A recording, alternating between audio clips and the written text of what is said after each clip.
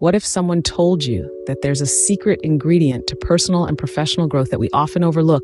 Would you believe it? Welcome to the world of feedback, an essential element that has the power to transform our lives in ways we often underestimate. Let's dive into the heart of this topic and uncover its true potential. Feedback, in its simplest form, is the sharing of observations, concerns, and suggestions. It's a channel for communication that provides insights into our strengths, areas for improvement, and even the blind spots we may not see ourselves. However, feedback often gets a bad rap.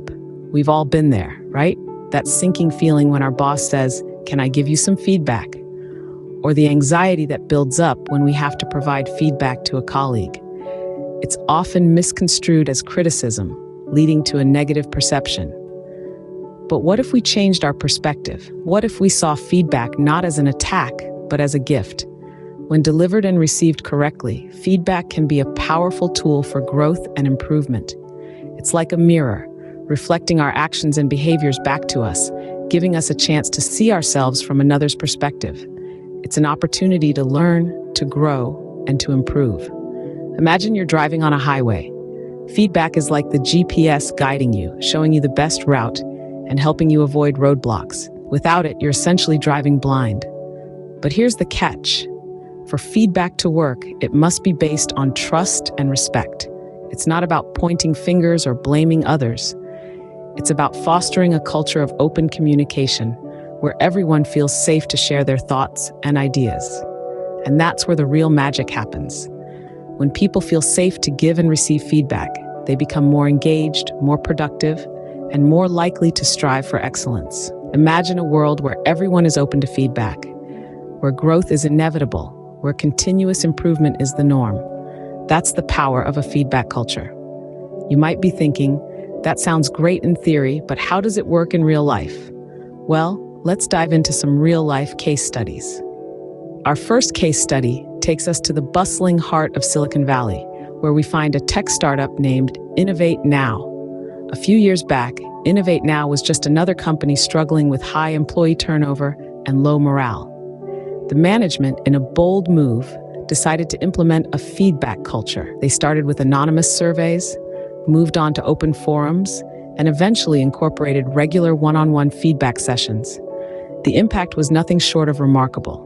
Employee satisfaction soared, productivity increased, and the company began to retain their top talents. Notably, Innovate Now went from struggling to survive to becoming a leading innovator in their industry, all thanks to the power of feedback.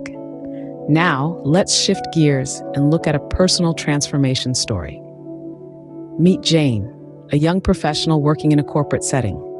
Jane was a hard worker, but she always felt like she was running in circles, not making any significant progress in her career. Then, she discovered the power of feedback. She began to actively seek feedback, not just from her superiors, but also from her peers and subordinates. She listened, she learned, she improved.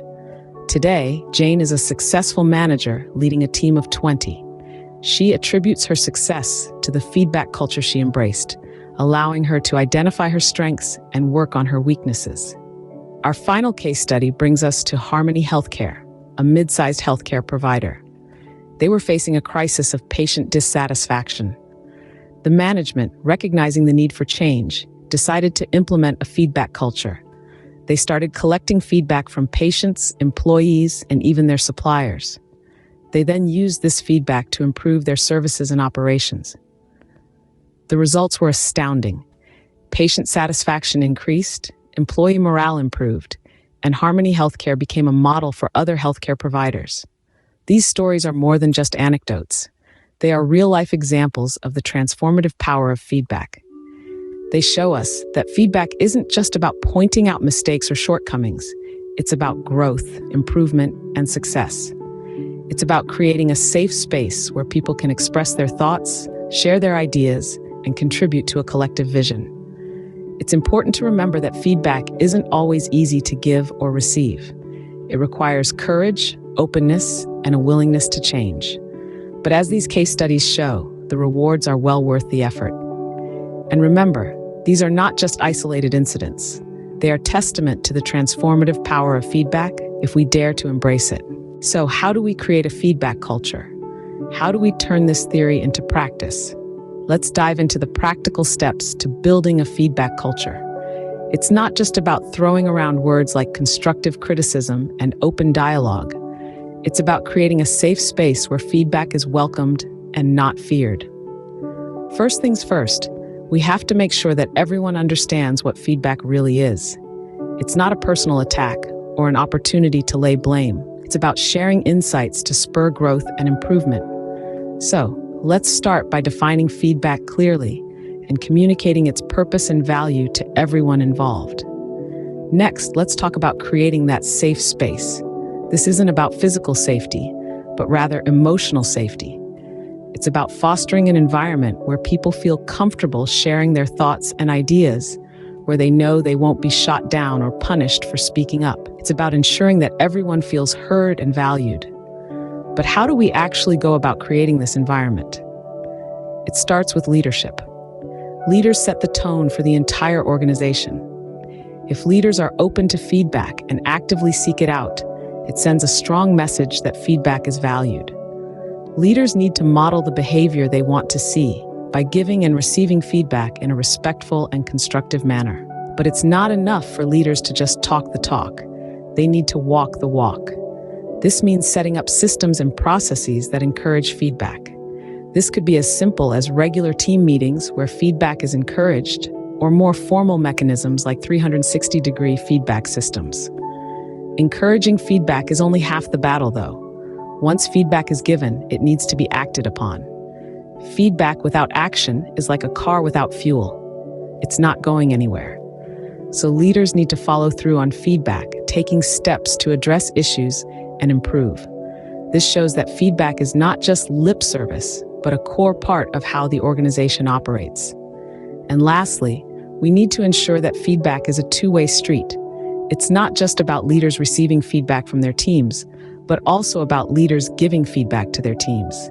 This helps to build trust and rapport and shows that everyone is in this together, working towards shared goals. Above all, building a feedback culture is about fostering a sense of openness and trust.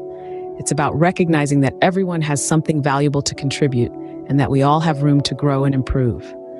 Building a feedback culture is not an overnight process. It requires commitment, patience, and most importantly, a willingness to grow. So let's start today and see where this journey takes us. So what are the key takeaways from today's discussion? How can you start building a feedback culture today? Well, let's recap. We began by understanding the power of feedback. It's a two-way street, a dialogue that allows for growth, learning, and improvement. Feedback is not a critique, but a compass that guides us towards becoming better versions of ourselves. It's a catalyst, sparking innovation and nurturing a culture of continuous improvement. We then dived into a few real-life case studies, where we saw the transformative impact of a feedback culture. From small startups to large corporations, we saw how feedback can build trust, foster collaboration, and drive progress. These organizations did not shy away from feedback. Instead, they embraced it, creating an environment where everyone felt safe to express their thoughts and ideas. So how can you foster such a culture? It begins with openness. Encourage open dialogue. Ensure everyone feels safe to express their thoughts and valuing perspectives. It's about creating a safe space where constructive feedback is welcomed, not dreaded. Next, lead by example. As a leader, demonstrate that you value feedback by actively seeking it and acting on it. Show your team that feedback is not a threat, but an opportunity for growth and improvement. And remember, feedback should be timely, specific, and constructive. It's not about pointing fingers or laying blame.